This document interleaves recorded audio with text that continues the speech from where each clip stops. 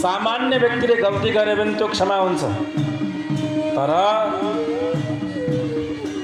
संस्थाको प्रमुख मान्छेले अथवा कुनै उच्च पदस्थ व्यक्तिले बारम्बार गल्ती गर्दछ भने त्यसको क्षमा कहिले हुँदैन।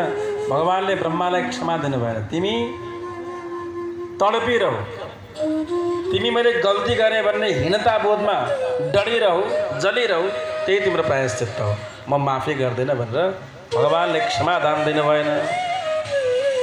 ब्रह्माजीले क्षमा पाएनन् के, रुँदै गए। त्यसकारणले यो नीति हो, सामान्य व्यक्तिले गल्ती गरेको क्षमा हुन्छ, माफी गरिन्छ, यस्तै त हो नि भनिन्छ। तर देशको उच्च पदमा रहेर, कुनै पनि संस्थाको उच्च पदमा रहेर गल्ती गर्ने अधिकार हुँदैन, किनभने महाजनो ये न गतः सपन्था, महानजनले जे कुरा सिकाएका हुन्छन् त्यसलाई नीतिको रूपमा लिन्छ, त्यसलाई सिद्धान्तको रूपमा लिन्छ।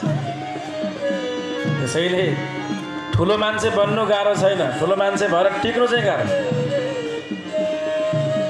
मठाधिपति बन्नु ठुलो कुरा होइन, मठाधिपति भएर मठको सिद्धान्त नीति र कर्मानुसार संस्थालाई हाँक्नु ठुलो कुरा छ।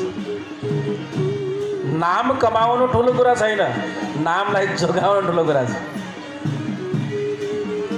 नाम त जसले पनि कमाइरहेका हुन्छन्, तर माथि गएर फेरि उचाइमा पुगेपछि पछाडिने सम्भावना उत्तिकै हुन्छ, होइन र? एउटा गीत छ नि हिन्दीमा, जो है नाम वाला वही तो बदनाम। नाम कमाएको मान्छे बदनाम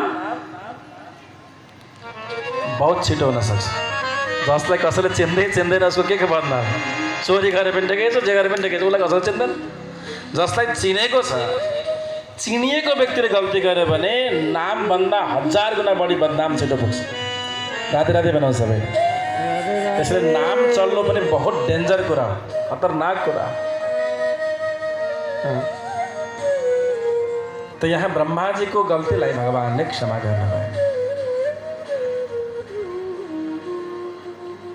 भगवानका बडा पावन गाथाहरू, कृष्ण कथाहरू विचित्र छन् हजुर।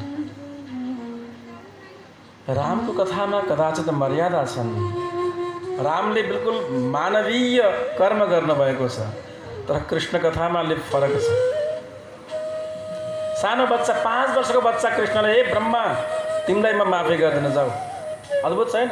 राम भएको भए, रामलीला भएको भए, राम भगवानले त हात जोड्नुहुन्थ्यो, ठिकै छ ब्रह्माजी भन्नुहुन्थ्यो। कथा सुन्नुभयो हजुरहरूले, सती मातालाई हात जोडेर निहुरिएर प्रणाम गर्नुभएको छ राम भगवानले, तर कृष्णले होइन।